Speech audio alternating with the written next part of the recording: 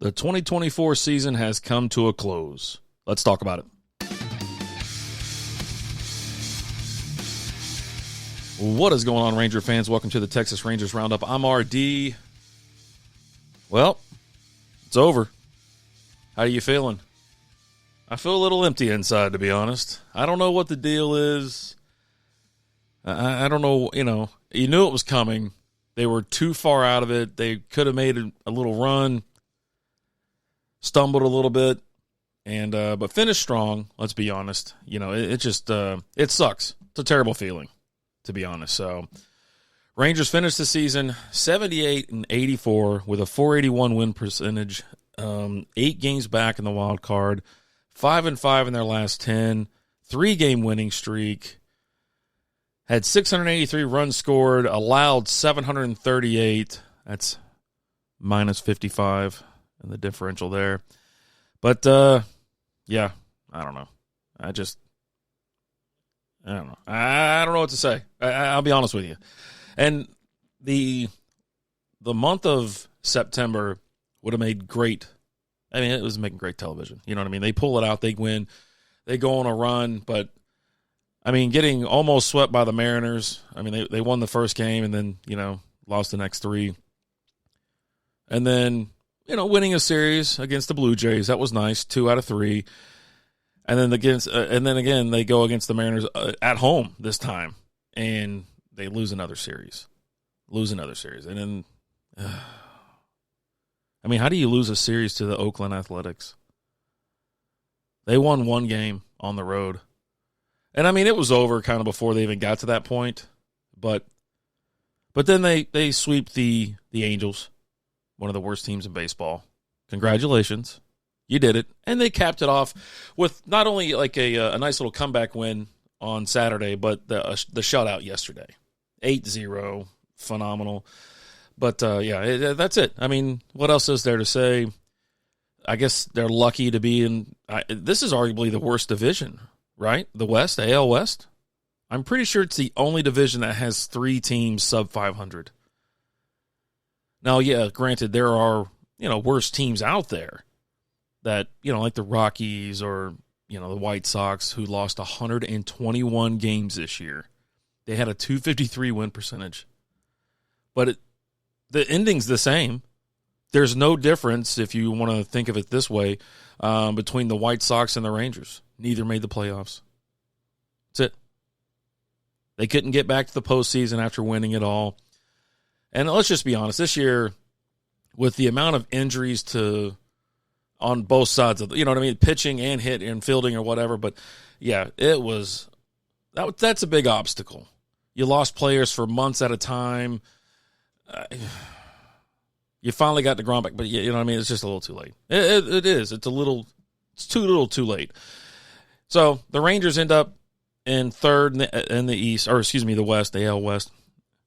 10.5 games back on the Astros. And, yeah. That sucks. Let's go ahead and take a look at let's do hitting if you want to talk about something, because there's no reason to recap the games. It's over. It's done. Over. It's sad to say. Anyways, Marcus Semien led the team in games played. He played 159 games this year, had 650 at-bats. I mean, that guy is the living like Iron Man right now. You know what I mean? That guy every freaking day. And I remember when they gave him his first day off this year, it was like, oh, he's taking the day off, huh? Why? What's up? And it wasn't injury. It was just he took a break. Let's go ahead and take a look at some runs, hits, things like that. And so Marcus Semien led the team in runs, had 101. Wyatt Langford, 74. That crazy difference from first to second. And everybody else kind of bundles up around like the 60, in the mid-60s, high 60s or whatever. Wyatt Langford, again, 74. Ordolis Garcia, 68. Seager, 68. Josh Smith, 67. Nathaniel Lowe, 62. Now, hey, Nathaniel Lowe had a good year, in my opinion. And Josh Smith, when he started getting the starts because Young went down, he played great baseball this year. He was fun to watch. Oh, it was good stuff. Marcus Semien also led the team in hits, 154. The next closest, Josh Smith, 135. Then Seager at 132. Garcia at 130. Nathaniel Lowe at 129. Wyatt Langford at 126. Langford led the team, I believe, in triples this year. He had 4. Tavares had 3. That's not bad. Doubles, Josh Smith, 30.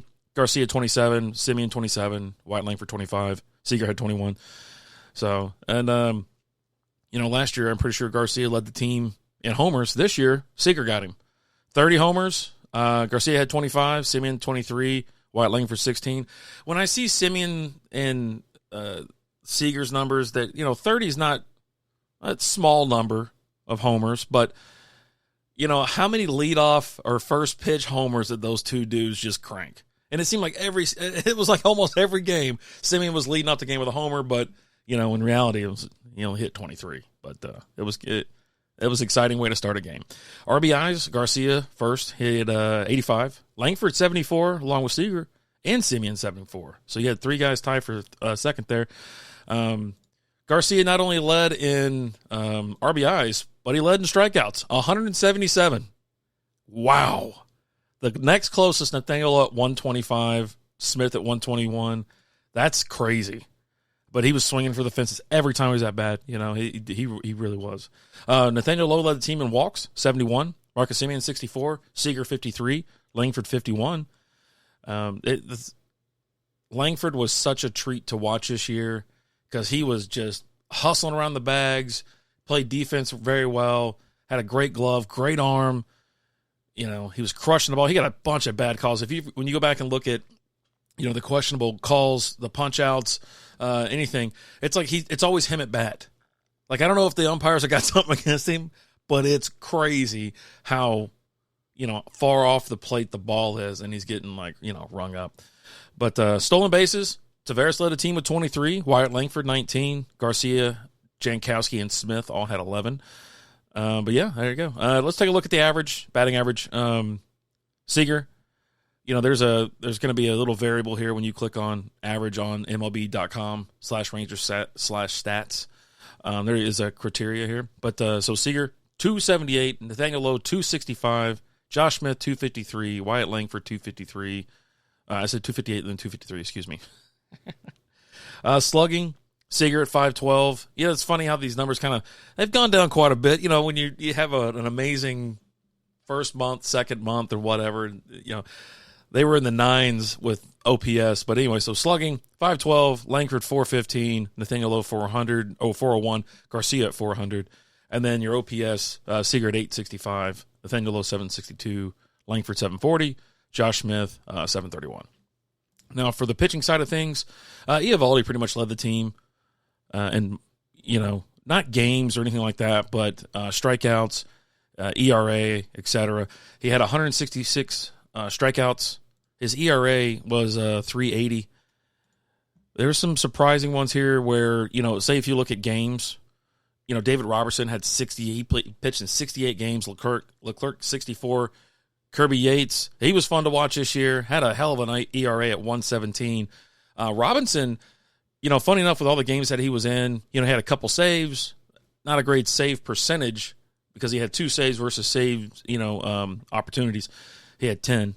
But had 3.00 ERA. He threw 72 innings. So, he was a workhorse this year for sure out of the bullpen.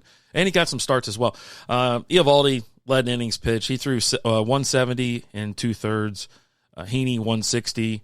Those are the guys that showed up week in and week out. Arena, he did a lot of lifting.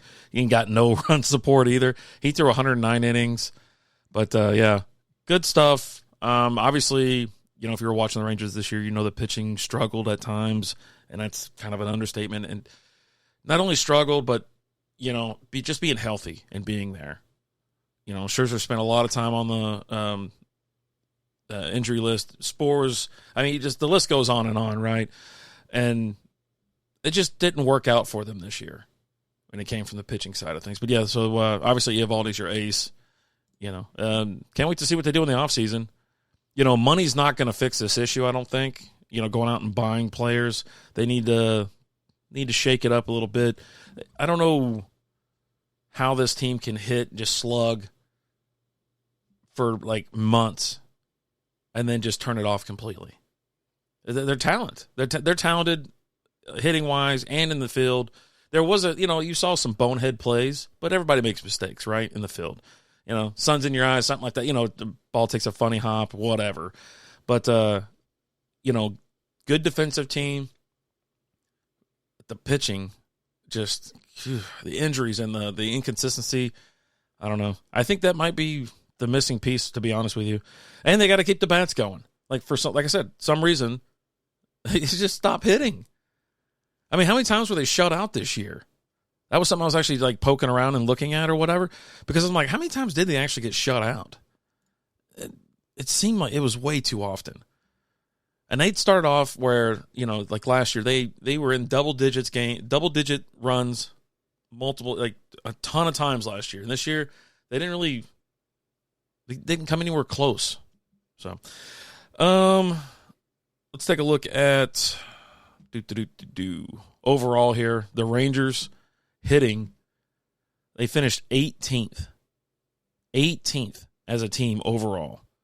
They scored 683 runs, had 1,302 hits, 220 doubles, 15 triples, 176 home runs,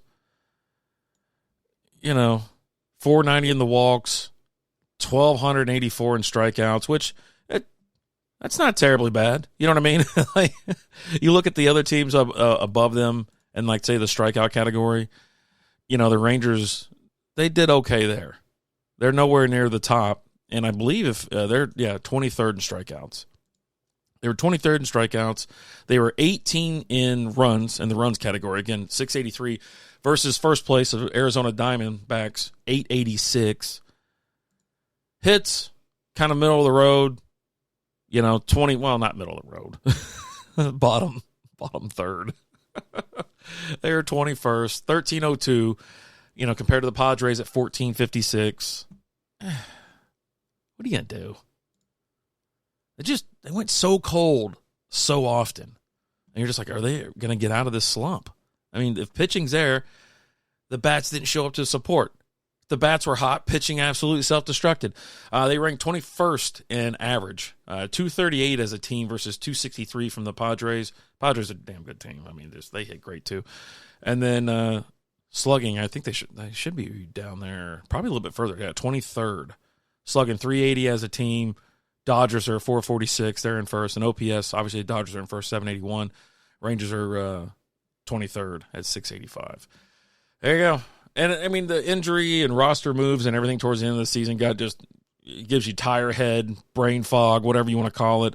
Everybody was on the damn IL by the end of the season. Like, it was just, all right, Corey Seager had to be put on the shelf for sports hernia, And, of course, you go in there now, it's like, oh, everybody's expected to come back in 2025. I was like, yeah, no kidding. Like, I don't Evan Carter, with his lower back, man, he was fun to watch. When you had the kids out there with Evan Carter and Wyatt Langford, I call them kids, but they were just exciting to watch. It was a good time.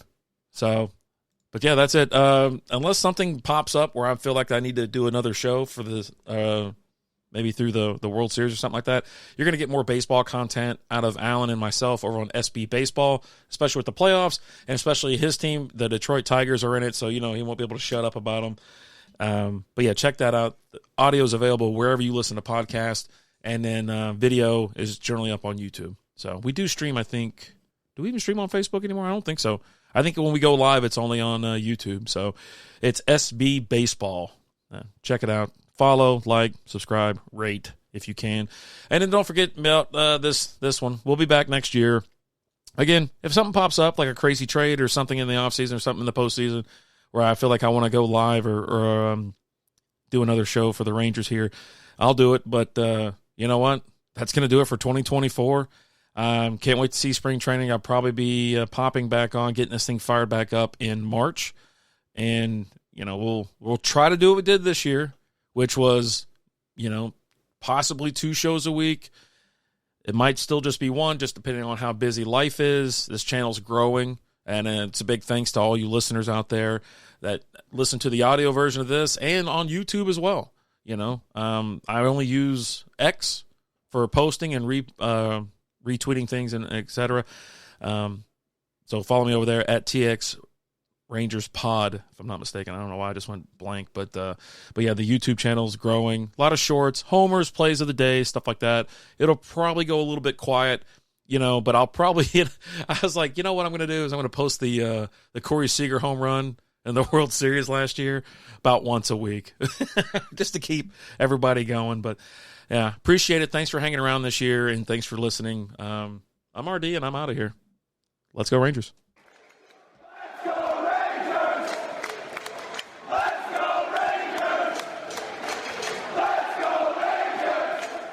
Thanks for listening to the Roundup.